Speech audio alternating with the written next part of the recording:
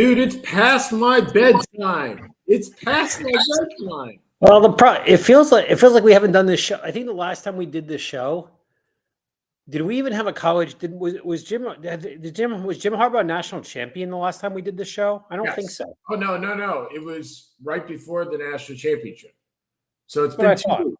So now he's not only a national champion, but he's also a Los Angeles Charger. So yes. First of all, welcome to the show, everybody. 2 weeks. We seem to be juggling 2-week episodes between Seth being, sick, then wifeless, and now all alone in – are you in the basement or in your bedroom? I'm not even sure. I'm in my bedroom. Okay. I got the dog next to me. I got the kids trying to go to bed. I can't exactly go to the basement at this point. No, and it is, I got to tell you, this 8:30 start time, it's kind of like the 9 o'clock basketball times. I'm just not used to it, and I don't like it. And going forward, we should be okay. Yeah, well, next week I'm going to be on a plane, so we got to figure it out either Tuesday or Thursday. But here's what happened in the last 3. What can we possibly talk about over the last 2 weeks? Yeah, I can't imagine. Hold on a second. So Sunday we get football, right? And then Monday, I'm like, all right, I finally have a night that I'm relaxing and I'm chilling, and I'm like, all right, Syracuse play? Nah. Islanders play? Nah. Knicks play? Nah. I was like, there is nothing that I want to watch. And then, of course, I look at it. Tuesday, Syracuse starts at 7. Islanders start at 7:30. Knicks start at 8. And I'm like, fantastic. Islanders lose. Syracuse loses. The Knicks came back to beat the Nets. Thank God. They did. So I think the last time we talked, OG Anunoby had just gotten traded. We did not have a national champion, which we now do, in a very good game. I didn't think it was a very good game. I thought it was a good game. I thought Washington just looked beat up. How about this? It was an enjoyable game to watch. It may not have been a great game, but at least it was close enough that you didn't turn it off halfway through. And, that is true. And that's what, at least for me, when I know none of these players, that's what I'm looking for. So at least I got a first. You may be looking at your what do you call it? You may be looking at your number 2 wide receiver. You may be looking at your backup quarterback. Nope. God help me, neither one of those, please. I want to be looking at a tackle or a guard at some point from either one of those teams potentially. But the Washington tackle looks pretty good. Wouldn't mind him. But since then, we have Jim Harbaugh announces today he goes to the Chargers. The Washington coach goes to Alabama. And the circles turn, right? But the Arizona coach, Jed Fish, goes to Washington.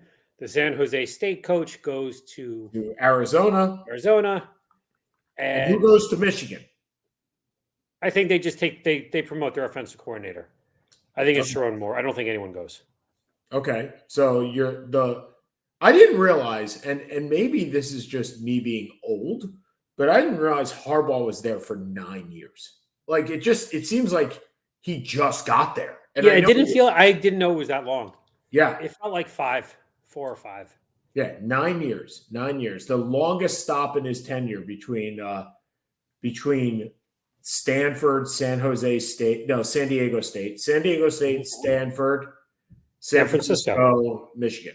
So, and now he's with the Chargers on a 5-year contract with, we don't know who the GM is going to be. That'll obviously be hired afterwards, but for all intents and purposes, you know what? I'm making the meals, so I'm buying the groceries. I mean, if your name to pull a Bill Parcells comment, if you're paying Jim Harbaugh over $11.5 million a year to be your coach, he's probably buying the groceries. Is that what I saw? He signed. I didn't see. He got offered reportedly from Michigan $11.5 million. So I got to think they either matched it or they went above it, because I can't imagine he would have taken less to go. And look, this is the only thing he's got left, right? I mean, He's conquered. He made San Diego State relevant. He made Stanford into a powerhouse when nobody thought that they could be that. He moved to the 49ers, brought them to a Super Bowl. He went to Michigan, won a national championship, and now the only thing that's really left is to win an NFL title. And next year, it looks like potentially a Thanksgiving Day game of Harbaugh versus Harbaugh, because they do play next year. The Chargers do play the Ravens. Okay. Provided that John Harbaugh still has a job. I can't imagine for the life of me he would not. Unless he I can't say I'm overly interested in Harbaugh versus Harbaugh. From a it's not to me, it's not, there's no marketing, there's no interest. Like, I think Los Angeles will be better. I think the Ravens will be good. It'll be a good game, but I could care less about the Harbaugh. It's not exactly Kelsey playing Kelsey in the Super Bowl. Yeah, that's true. Look, I get that, but it could be Swifty versus Kelsey in the Super Bowl. Okay. How could be Swifty versus Kelsey if Jason Kelsey's retiring? Well, let me ask you this. Do you care that Taylor Swift is being brought? Not. Okay. So no. I have a problem, and it's not a problem with Taylor Swift. It's actually a problem with those that complain about Taylor Swift. And because you didn't hear anybody complaining about Jason Kelsey this week. And no, I thought it was great. Right, but if it's great that he's doing it, why is it not great that she's doing it? Right? Because we live in a misogynistic society. Yeah. Well, I guess that's my problem, right? Okay, so this week, let's preview these games. We got the Ravens against the Chiefs. I think the Ravens are going to pretty much walk all over them. I think that this is going to be a one-sided affair. There's no Joe Tooney, which means that one of the Mahomes' left side is going to be a little bit disruptive from where it was before. The Ravens. Why is Tooney? I haven't seen. Why is Tooney out? I think he strained his pec, but he's supposedly out. Problem. Right. Shefty says he's out. So if he's out, that's a big loss. Look, Kansas City, in my opinion, has gotten lucky. They have gotten lucky with less talent than they've had in the past. They've been bailed out. I understand that this did not affect the game directly, but it certainly indirectly did. The fact that they called that pass interference with 5 minutes left when he was obviously hit before the ball was thrown. Buffalo gets the ball back with a lot more time. And they don't look the same way. It's the least impressive team during the reign of Mahomes. Ironically, probably their best running game, because Pacheco is fantastic. But you look at this team, they're led by their defense. Kelsey has been hurt most of the year. The receivers, other than Rasheed Rice, are non-existent. They had the easiest first-round playoff matchup known to man against Miami out when it's not 65 degrees. And Buffalo just kind of seems, I don't know what, star-crossed. So I think there's two things here. First of all, would Rasheed Rice be a number one wide receiver on any other team? The Giants. Okay. Any team that legitimately has a wide receiver? No. Okay. Not at this point. He's a rookie. He wouldn't even be – no, he's not. He's a second-round player. Second year? Okay. He wouldn't even be the number one on the Jets. Garrett Wilson would be number one. Right, but I'm saying, so the skill positions are completely lacking. Now, I get the fact that you have Travis Kelce, which makes up a lot of that and has in the past, right? You didn't need a number one last year when you had Travis Kelce, but Travis Kelce has not played like a number one. And Pacheco has come along, and he's the Vinny Johnson of the NFL. He's just a microwave. He just keeps going. Wow. I talk about a random 1980s Bad Boys reference. But is it so off? He just runs like I have no idea what the hell that has to do with anything. Well, he's like Mike Tolbert, right? He's just a bowling ball. He just keeps going. Like the legs just keep turning. He's a fun guy to watch. But it's Mahomes. Marcus Valdes-Scantling made a couple of great catches the other night, but he's so inconsistent that you're not sure what you're getting. He also had drops. Look, Yeah. Sky Moore has been a bust. Kadarius Toney's been a bust. Kelsey, as you said, Kelsey is still Kelsey, but he's not the number one. He's not what he's been the last couple of years. Not sure if that's for injury reasons or for anything else. Rashee Rice has been a nice player for them. Justin Watson's been okay, but it seems pretty logical that they go after a Mike Evans, a Mike Pittman, whoever the big free agent's going to be in the wide receiver world come 2 months from now. Well, yeah, if they can afford it. I mean, part of it is, and I'll talk to this in a second, but part of it is they're going to lose Chris Jones in all likelihood. So that defense, which has carried them this year, will certainly not be as good as they were this year. No, but their secondary should still be the same. I agree. Their secondary's been excellent between McDuffie and Snead. So right now they have $163 million on the cap. I believe the cap is something like 220 or something like that. That's the number. Yeah, I think that's the number. Right? 220, give or take.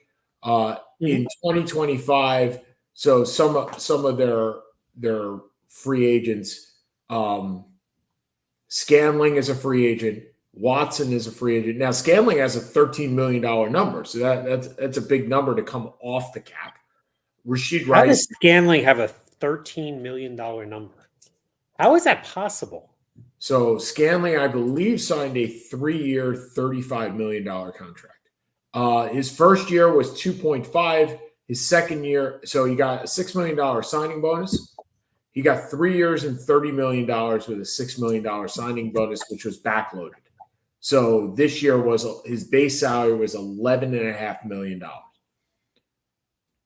which is he's ridiculous. Right, kind of ridiculous. So you talk about Rice. Would Scanling be the number 2 on any good team? No. So he's the number 22 cap hit for all wide receivers in the NFL.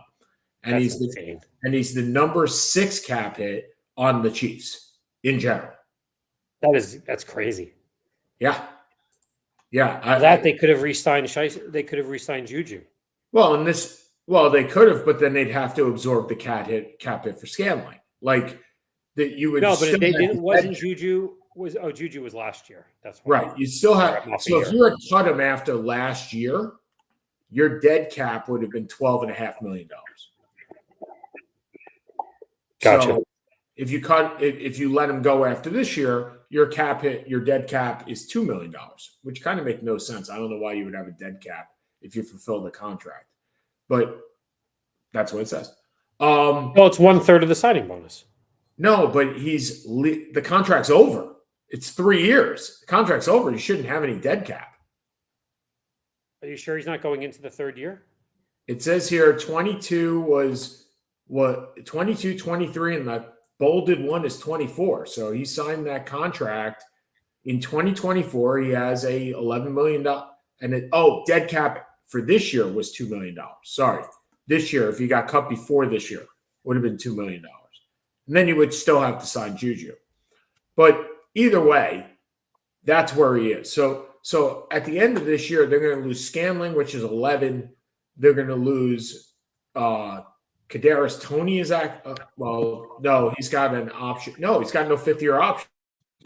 So he's a free agent. Justin Watson's a free agent. I'm sure the teams will. So you're losing. I'm sure there will be 25 teams sprinting to sign Kadarius Toney. My point is, you're losing a lot of your wide receiver room. That's not to say you're still paying Kelsey almost 20. You're paying Toney almost 27. You're paying Juwan Taylor, the human offsides machine, 25. And if you cut him, that is a $20 million dead cap of 9. So, hold on. 24. Yeah, dead cap of 9. So maybe not. Like maybe that's where you lose it. But you're losing a lot on the defense too. I'm just saying this is pretty much the last iteration the way this team is built because Chris Jones is leaving, right? So you lose that. The one that you really have to look at is the Bills because the Bills are like $56 million over the cap next year. And they don't even and they got some guys, right? You want to take a guess at what Von Miller's cap number was this year? 20. How about 28? Next year, his cap hit is 23. He is 10% of the cap at 23, 9.2. So it's about 220, right? I mean, if we do that. But if you're looking at guys that are going to be gone next year for this type of team, and this is what we're looking at. So, hold on. So Diggs has like 4 more years at like $28 million. Hamler, Mitch Morris. Hold on. It's mostly on the defense that they're losing. So they lose DeQuan. They lose all their small Leonard Floyd. They lose their depth. AJ Espinoza. They lose their first round picks that they just made, right? That now have to be signed. These are the guys that they're going to lose. And that's going to be hard for a team that's already well over the cap. I mean, Matt Milano's got a $17 million cap number coming off an ACL surgery. So they're going to have to make – and Teron Johnson, their number 2 cornerback, Rasul Douglas, their number 3 cornerback, Jordan Poyer, and Micah Hyde are all free agents. Ooh. So yeah, this was the year. The year. I told you it's 6-5. If they made it, I thought they were going to go to the Super Bowl. And, what a weird game. What a terrible way to lose. And that the AFC kind of goes up in random world starting next year. I got to tell you, for a guy that missed the field goal, and I understand Bass missed the field goal. One very, very weird curve to the field goal. But anyway, he knocked the crap out of the ball. I mean, yeah, he kicked the crap out. If this ball would have been good from probably 65 if it was straight. I mean, he knocked the crap out of it. And that's a hard ball at that point. So, okay, so let's go to the NFC. So the NFC. Well, did you ask what my opinion was? Oh, sir, what is your opinion? Please. No, I think Baltimore. I do agree Baltimore wins. I don't really love either team. Baltimore, I find confusing, to be perfectly honest. I still look at that offense and kind of shrug my shoulders. But look, they cruised past an overmatched Houston team. Kansas City looks old and tired. It's Lamar's to win at home. I think they win. I don't think it's a blowout, but I think they win by about 7 to 10 points. So I think the spread is 7.5, if I recall. No, wait.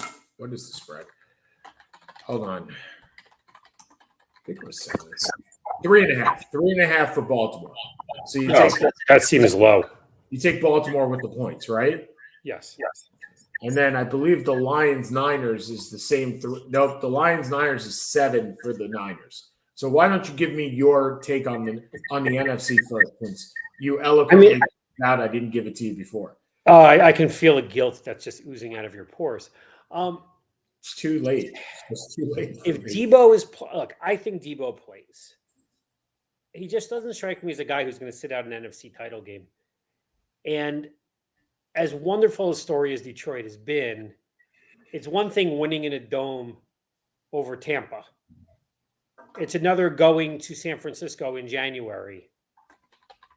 And, there's a reason dome teams don't typically win on the road in the playoffs. Or my teams, they just don't. I think Detroit keeps it somewhat interesting. I think it ends up around, but I think San Francisco is the better team. McCaffrey's the best player in the league. And I think it's 34-24.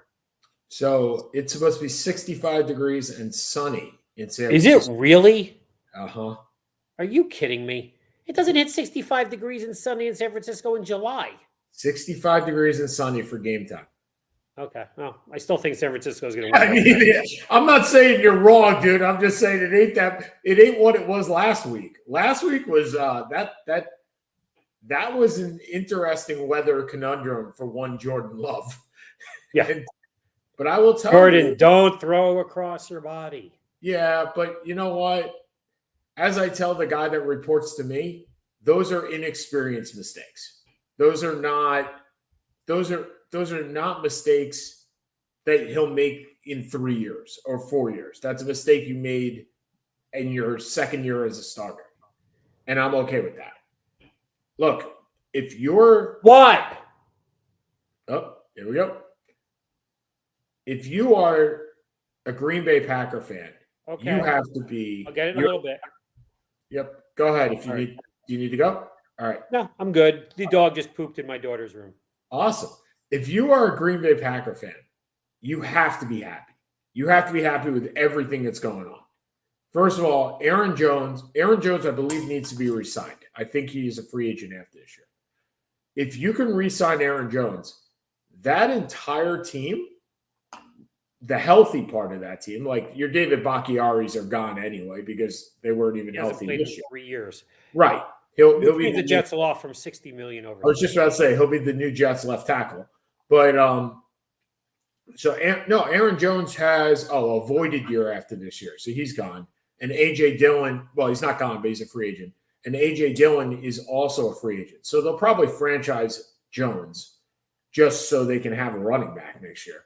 But other than that, when your wide receivers of Watson, Reed, and Doubs earn a combined $4.5 million next year, you're kind of looking good here.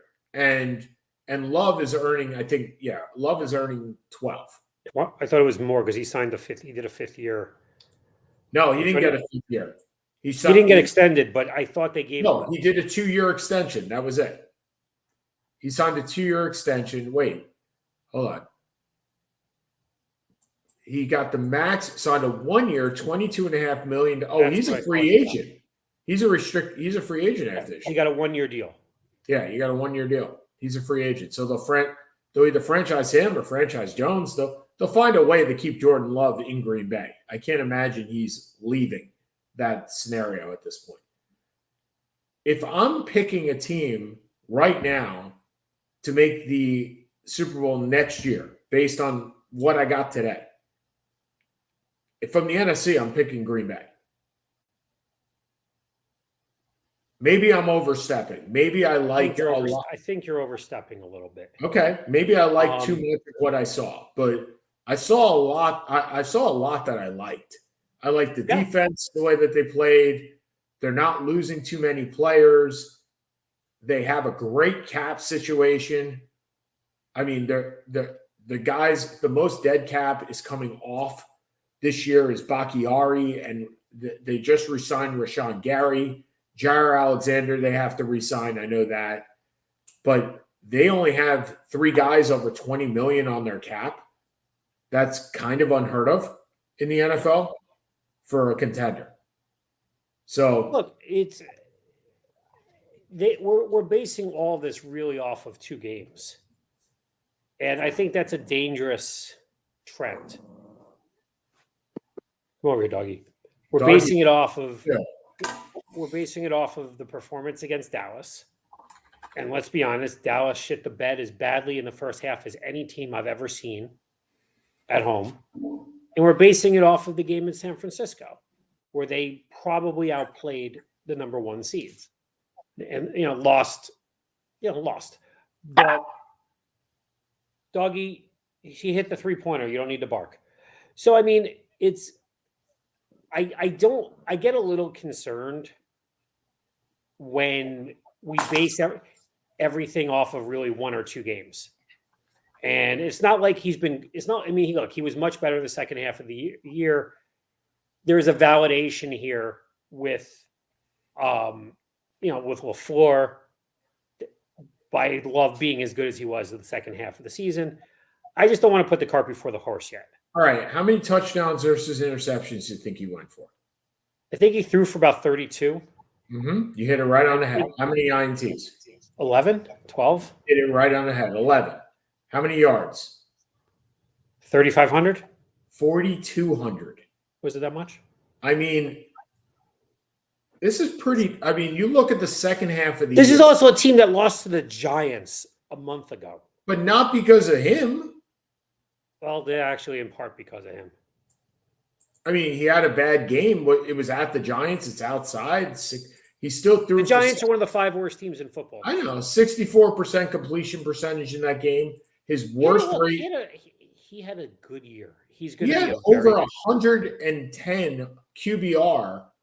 1, 2, 3. Take just the regular season. 1, 2, 3. 4. Come watch the last 40 seconds of the game. 6 out of the last 7 games, he had over 100 QBR, 110 QBR. You want to say hi? Hey, buddy. Someone's stalling to watch the end of the Maryland game. I can understand. Is it women's basketball? No, we're beating Iowa by 2 with 30 seconds to go. Are you stalling, Jake? Are you stalling? Jake. He's always stalling. He's always stalling. That's okay. What kind of Who do you think you're kidding? Who do you think your dad is? What you got on the shirt there, buddy? Is that Cars? I can't see. Super Mario. Super Mario. Okay. So, all right. So you're picking San Francisco over. Yeah, I have San Francisco and Baltimore. I'm not really going with any. Yeah. So it's the Harbaugh game without a Harbaugh. Is that your prediction as well, Jake? Yeah. So I think you're right. Here we go. I think it'll be a little bit closer. I'll go 27-24. Again, like I said, the weather I don't think will be too much of a factor. I just hope that Detroit doesn't lose on a missed field goal. It would just be like, come on. They've suffered enough, right? Let's put it this way. They've won 2 more playoff games than anybody since the John F. Kennedy administration this year. So, I mean, yeah, they had not won a playoff game since John F. Kennedy. Yes, they had. 1990-91. They had 1990. Won? The great game where they beat Dallas 38-6. You're right. One game. Yep. So they had won 1. They have doubled their efforts since the John F. Kennedy administration. Okay, so we've talked about the winners of the 2 games. Let's talk about some of these losers and what they may change. Buffalo changing Joe Brady? I'm thinking no. Allen likes him. Allen likes him a lot. He's changed. What it may change is Diggs. Well, now, I don't know what because Diggs was not. Now I don't know. Diggs did not play like a number 1 receiver the last 6 weeks of the season, as my fantasy team can attest to. You want to take it? So Tiggs would be a $22.5 million cap hit. That's harsh. Yep. Okay, that's harsh. And by the way, this is the smallest one. If you cut him now, you get out at 22.5. If you cut him next year, it's 27. If you cut him the year after, it's 28. And if you cut him the year after, well, he's 34 years old, it'll be 23. So this is it. This is if you want out, this is your out. But I don't think they'll go out. I don't think that this is where he lies. I think, are you replacing him for $22.5 million?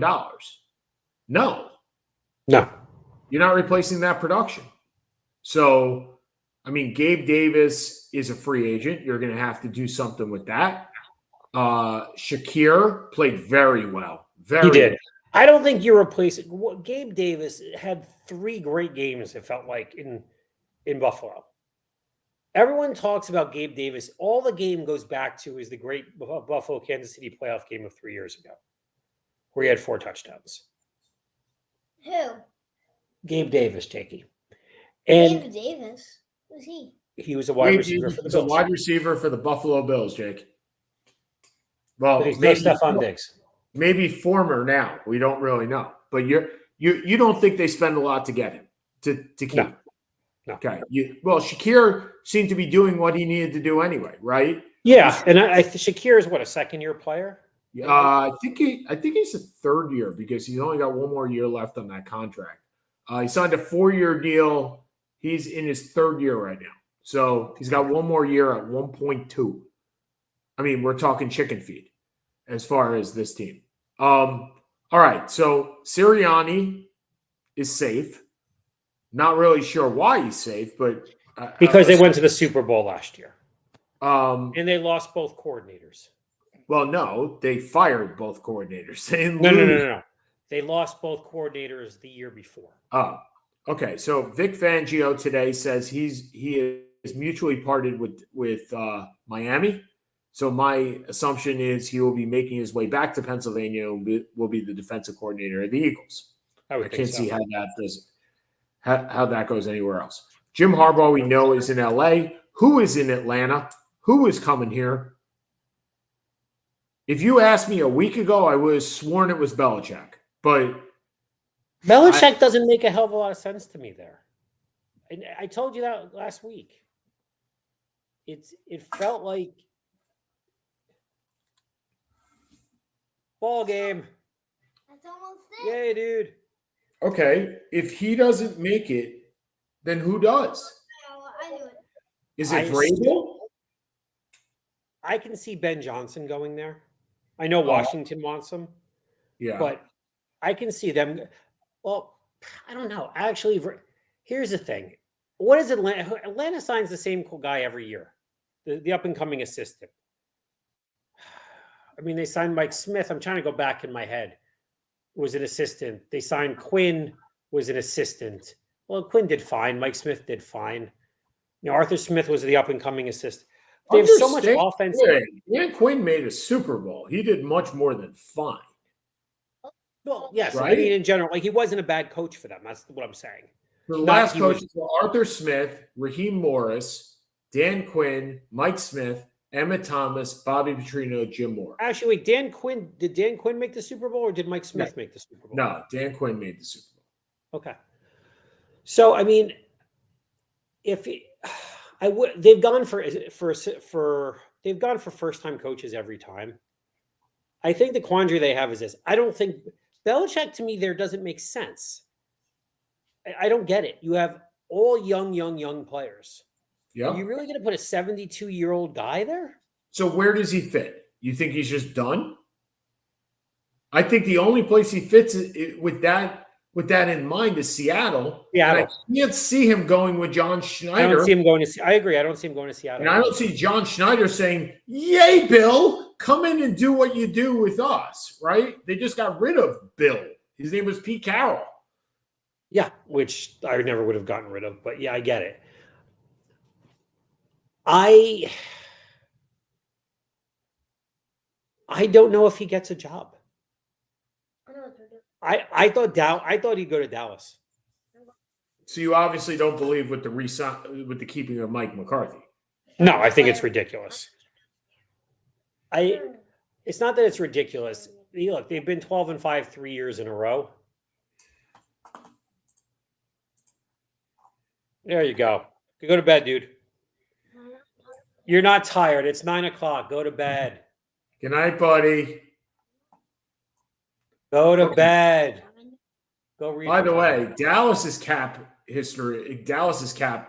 looks amazing. That is huge amounts of sarcasm. But I do expect I said Dallas. But I do expect Derrick Henry to sign with the Cowboys. I have no doubt that he will sign there. I think it's actually a great signing for them if they can get him for like 6 or 7. Go get the water bottle. You are a pushover. Get a water bottle. It's not a big deal. So they lose Pollard. If they don't find a way to keep Dak Prescott on a new contract, he has a $60 million, 60 cap hit next year. CeeDee Lamb has the 5th-year option. Would be franchised because he would need to be franchised. You'd be franchised. He's at 17 right now. Michael Gallup will inevitably be cut because he's got a cap hit of 15. So his dead cap is 8.5. This is all what Dallas does, right? Kick the can down the road, the road. And they also lose Tyron Smith, who has 2 voidable years. So I mean, they're in cap hell, and they have to re-sign Zach Martin, and they have to arrange for a lovely little contract extension with both DeMarcus Lawrence and one Micah Parsons. Well, Parsons is still a year or two away, I think. No, Parsons is only going into his third year. Correct. Right. They have to, but his cap hit next year is 5.5. No, I get it, but you're going to want to sign him to an extension. You're not going to keep it. Of course. No, right? Course. I mean, look, the problem is, what do you do with Prescott had a wonderful year, but it feels like it's the same thing every year. They beat up on the nothings. And the really good teams, I mean, we talked about this 2 months ago. At any point, if you had confidence that Dallas could beat a really good team on the road? You know, the funny thing is I really thought that this was the year. And I say that all the time, right? Every Cowboy fan says that this is the year, this is the year they're going to conquer. All right, Sean, I need 2 minutes. I'm sorry. Go ahead. So we removed Seth from the broadcast, and again, I think this is the year. So, but you never know with Dallas. So moving on, something that I'll talk about, and Seth will get back in a second, is the Major League Baseball Hall of Fame. So yesterday, this is a near and dear topic to my heart. I am a huge historical baseball fan. I am more of a big hall than a small hall. Seth is definitely more of a small hall than a big hall, which kind of I will be getting his opinion on the 3 candidates that were elected yesterday: Joe Mauer, Todd Helton, and Adrian Beltre. And if you could find a reason not to vote for Adrian other than spite, then I'd love to hear it. Adrian Beltre is the only third baseman in Major League Baseball history with 3,000 hits and 5 Gold Gloves. That's it. The only one. More than Schmidt. Schmidt had more Gold Gloves, never hit 3,000 hits. Brooks Robinson, more Gold Gloves, never 3,000 hits. Chipper, 3,000 hits, not 5 Gold Gloves. He was he had one really, really bad year and then signed a pillow contract with Seattle and hit 48 home runs, and then moved over to Boston. And it looks like Seth is back, so we'll bring him back on. We started talking about the Baseball Hall of Fame and Adrian Beltre and how there is no discussion at all. 3,000 hits, 5 Gold Gloves. You cannot find a reason not to vote for Adrian Beltre other than you're spiteful. That's it. There's no historical reason not to vote for this guy. Yeah, but and I'm asking, I'm not really sure. He's not an all-time great in these. He's not going to, when you have your all-time top 25 team, he's not going to be one of the 3 third basemen there. Oh, I'm not sure. Really? So Schmidt's number 1. Yes. Would you put him above Brett? No, that's probably number 2. Would you put him above Chipper? Yes, because I don't think Chipper played enough at third base. Okay. So, and yes, I put him above Chipper anyway. If you compare him to Chipper, and again, Chipper played in a lot more World Series, right? He had a lot more on the stage than Beltre. Beltre was certainly a less, I don't know, in-your-face player. So just a little comparison. Beltre has a better WAR. Not to say WAR is everything. Has more hits. Beltre has 3,000 hits. Chipper did not. More home runs. More RBIs. He has a worse batting average by 14 points. His OPS is worse. His OPS plus is worse by 30. That's where you basically have it. He's got 5 Gold Gloves. Chipper has none. He's got 4 Silver Sluggers. Chipper has 2. Now, he did 400 more games than Chipper. You got to put it all in here. But I think he's a better third baseman than Chipper. third base is the most underappreciated position. Well, that's where I was going with this, because it's very difficult. We've had this discussion over the years. Who is the best when you think of every other position? First base is Garrick, or then Pujols. Second base is Hornsby. Then maybe Joe Morgan. Underrated Joe Morgan, by the way. Joe Morgan, a tremendous player. Well, I just put him as the number 2 second baseman. I know, but I'm just saying you may be one of the few. I don't think he comes to mind when people say, who's the top second baseman of all time? Okay. I mean, just kind of running through this quickly. Shortstop, Wagner, A-Rod, Jeter. No, I shouldn't say Jeter. Sorry. Wagner, A-Rod. Okay. Outfield, Ruth, Williams, Mays, Aaron. Right. There's 10 that you could probably put in there. Yep. Catcher, Campanella, Berra, whatever it is. Whatever you're, in pitchers or pitchers. Third baseman was always the one when we were growing up. We could never really come up with who the best third baseman. So here are your Hall of Famers that are Matthews, Trainer. Yep. I'm trying to think who else. I mean, Brooks Robinson. Yep. You're going to struggle with this. This is not easy. How many are there?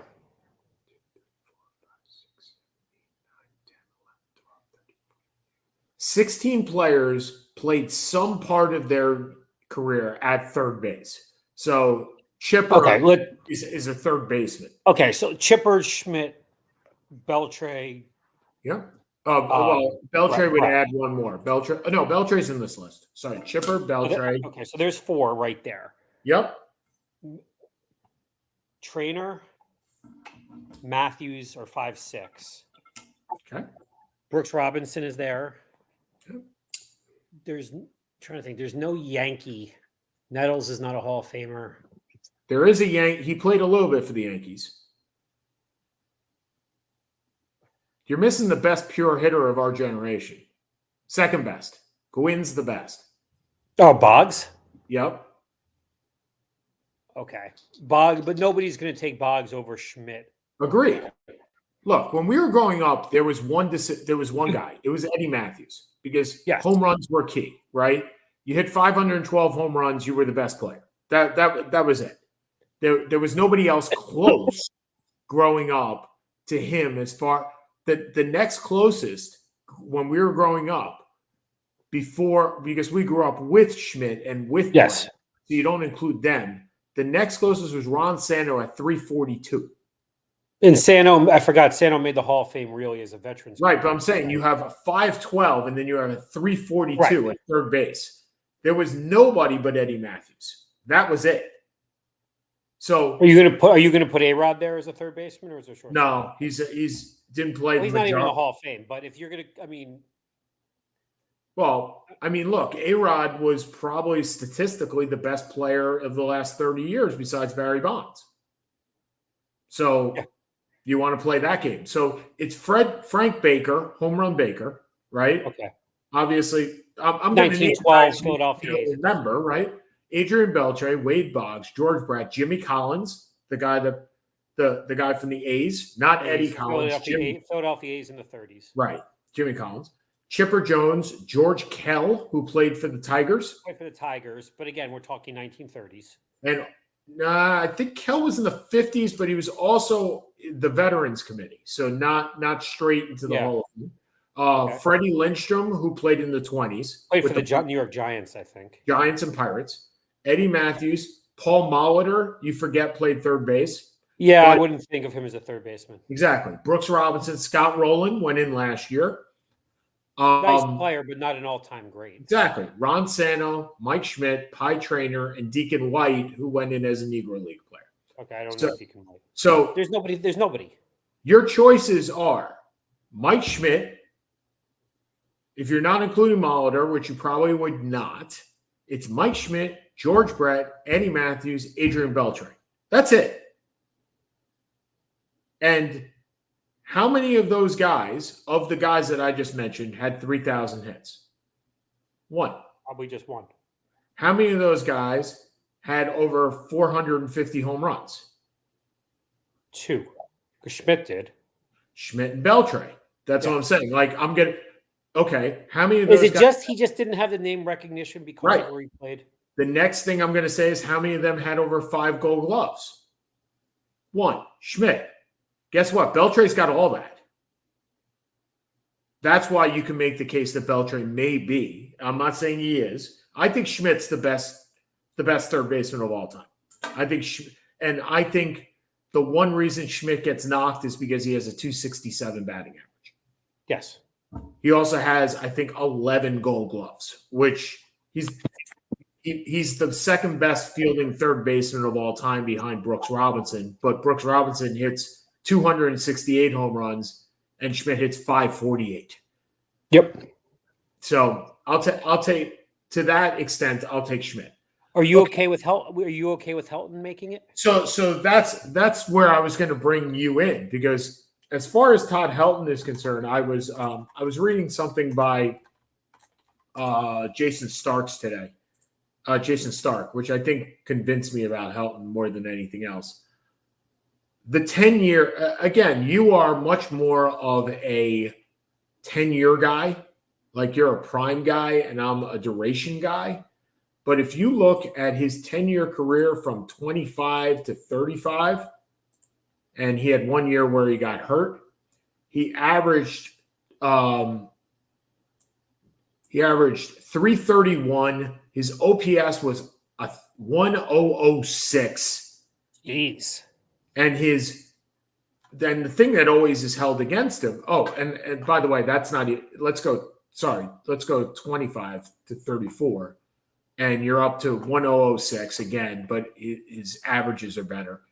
That's a sensational OPS. Correct. And his away OPS was 875. Which is still very, very, very good. It's all-star level. Yes. At 875. So I got nothing, right? 10-year career, I really got nothing. He top 10 in the MVP 3 times. Did he win it? Did he ever win it? Never won it. Nope. The highest he got was 5th. And hear that. Listen to these stats in the year that he got 5th. Okay. And again, this is before we had WAR, right? This is before we had OPS plus. So people looked at it and said, this is mile high, right? This is Coors Field. So there's no way. Remember Galarraga stats, right? Dante Bichette stats. That was before Vinny Castillo. Yep. Right. That was before the humidor. That was also before those guys hit like 240 away from Coors. Todd Helton never did that. So Todd Helton, fifth in the MVP. Into bed, Jake. 5th in the MVP. Led the league in hits with 216. Led the league in RBIs with 147. Led the league in batting average with 372. And led the league in OPS with a 1.162. How did he not win the MVP with those numbers? Was it team Jeff 70 Kent. and 90? Well, because this is the year that San Francisco went to the World Series. They won the division. Jeff Kent won it with 125 RBIs and 33 home runs. He was number 1. Number 2 was Barry Bonds with 117 walks. Let's remember this. So the first place was Kent. Kent had an OPS of 1.021. Second was Bonds with an OPS of 1.127. Third was Piazza with an OPS of 1.012. The first 6 guys basically had an OPS over 1.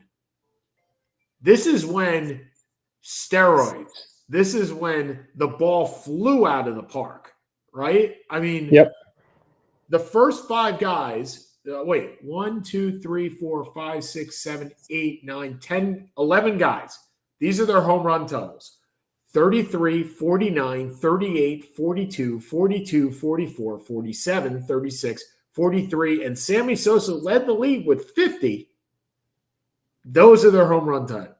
Last year, we barely got a guy that hit 40, and that was 10 guys that hit over 40. So the ball was just flying out of the park, right? That was when That was when the stitching was a little bit more tight than it is today. Which also makes you appreciate, by the way, Greg Maddux going 19-9 with a 3 ERA and a 1.071 WHIP. And you go, oh, that's why he's Greg Maddux. That's why he's Greg Maddux, exactly. So he finished 5th overall. So once I heard that stat of the over 1 OPS and an 875 away, I was pretty good. I was good. Now, we're going to get to the other two guys, right? Mauer, you had to convince me a little bit more.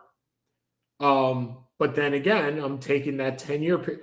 I think where I'm going to have a problem, Seth, is Andrew Jones. I'm going to have a real problem with Andrew Jones. Because if I take the Joe Mauer and Todd Helton examples and I apply to Andrew Jones, how am I not being hypocritical? And I've come to the understanding that neither Jones, neither Helton, this is how I'm justifying it, and you tell me how I'm going. Mauer and Helton didn't fall off the map. Yeah, Jones they just got good, right? They didn't get great. They weren't great, but they were good. Jones just fell off the damn map. Yes, and that's where I got a problem. And maybe I am being hypocritical. So after Helton's great 10-year run, so when he turned 33, that 10-year run basically ended. Hold on. I knew how to do this before. Won't let me do it now. Oh, well. It won't let me do it. It should let me do it, but it won't. Anyway, after his 10-year run, he's hitting 325. He's hitting 302. He's hitting 256, 264. It's not great, but it's not awful. Andrew Jones just fell off the map after. Yes, he did. And I think that's where I have my biggest problem with him. Do you have Billy Wagner making it? There's another one that I'm kind of I look at again, Jason Stark may have convinced me. Greatest whip of the last 30 years. Greatest strikeouts per 9 innings of the last 30 years. That's kind of hard to top when you got those two. And he retired basically not when he was at the top of his game. But he was still pretty damn good. He was. His last year with Atlanta, he had, where's the saves? He had 37 saves with an ERA plus of 275 and averaged 13.5 strikeouts per 9 innings. That's nuts. He did that at 38 years old, and he retired. Did he retire of his own volition? Yeah, he retired to be with his kids. He just said, I don't want to do this anymore. He was an all-star in his last year. His whip, where the heck? Oh, he had 37 saves, by the way. His whip was point. Did he ever win a title? Did he ever win a title? No. He never went to a World Series, which is shocking because he had the 2 years, 2004, 2005, after Philly went to the World Series. And he had the Houston years before they went to the World Series. And he was with the Mets because, of course, why not be with the Mets for 3 years? And then he went to Boston in 2009 and then finished up with Atlanta in 2010. I mean, I don't really – he has 422 saves. The only guys that have more saves that are not in the Hall of Fame is John Franco. And you never thought of Franco as a Hall of Famer.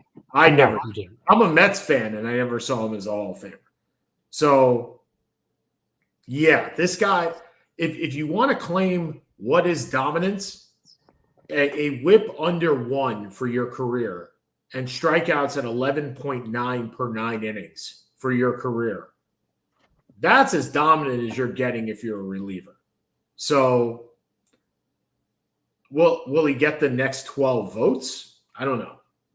Nobody's not gotten the 12 votes when you gotten this high. I think it's 5 votes. Nobody's not gotten the 5 votes. Okay, we got the last 5 minutes. Sir, what you got? Oh, there's so many, but I think the first thing we have to start with is Tara Vanderveer. Yes, I was just going. Yes, I mean, for those of you who don't know, and for the thousands watching who don't know, she breaks Coach K's record for all-time wins. She's won, I think, 3 titles at Stanford. She's been there, God, 30, 35 years. Says, it says, what can you say other than that? I mean, it's been a pretty amazing run. I'm a little stunned Adrian Griffin is fired after 43 games. I really cannot believe someone's bringing back Doc Rivers because of a playoff run that was made 13 years ago, led by 3 Hall of Famers, because there's no other reason you're bringing back Doc Rivers. It's just one extreme to the other. It makes no sense. I get if Adrian Griffin isn't the right player, isn't the right coach, excuse me. Sorry. And if he really made comments about Giannis's brother, well, that would probably do it. But I can't the Doc Rivers thing makes no sense to me at all. You went from Buckhalter to Griffin now to Rivers, and I don't see that working at all. No. This is the inmates are ruling the asylum. And the last time I remember that happening, it's happened twice, right? Happened with the Lakers, right? And it happened with the Cavaliers. And the Cavaliers, they actually won a championship after David Blatt was run off, never to be seen again. But I don't see this as that. Look, this hasn't worked the way that they thought it was going to work. No. And you're going to see, look, I've watched more NBA this year than I've probably watched in the last 10 years, like on a consistent basis. And I've seen how the Bucks just haven't been working for whatever reason. Like Lillard, you're going to start watching playoff basketball in like 6 weeks, probably 10 weeks, and come to the same conclusion that everybody else has. Damian Lillard can't play defense. So you're going to see that, and you're going to be like, holy smoke, they made this trade, and Lillard can't play defense. And I'm going to look at those people and go, yeah, we all knew this. We knew this when this was happening. In the moment, you just don't watch the Bucks, or you didn't just watch the Trailblazers. All you remember about Damian Lillard is that he hits game-winning shots. I will tell you, I'm looking forward to the trade deadline, as I always do, just because of contracts. An under-the-radar move was Terry Rozier going to the Heat yesterday. Oh, what a great deal for Miami. I love it. I love that move. $25 million. He gave up a little bit of cap room next year. But at the end of the day, that is such an improvement from Kyle Lowry. And look, hands up to Kyle Lowry, right? You are a pro's pro. I loved watching you in college and with Toronto and with Miami. You're a warrior, but your time has passed. And this is the type of move that the Lakers needed to make, and they just couldn't find a way. And I'm interested to see what they do, because every radio show, every television show is, what are the Lakers going to do? And every single pundit, including myself, says, well, what can they do? They don't really have a whole lot to do that. But we'll talk next week about, I think we got the trade deadlines coming up February 15th. So we'll talk next week about potential deals and how well the Knicks are really playing with OG Anunoby. That deal has worked out phenomenally. So for Seth Kamens and Jake Kamens in the back, I'm Sean Palmer, Seth and Sean Sports. We'll be back next week either on Tuesday or Thursday. So we'll catch you then. Have a good one, everybody. See ya. Bye.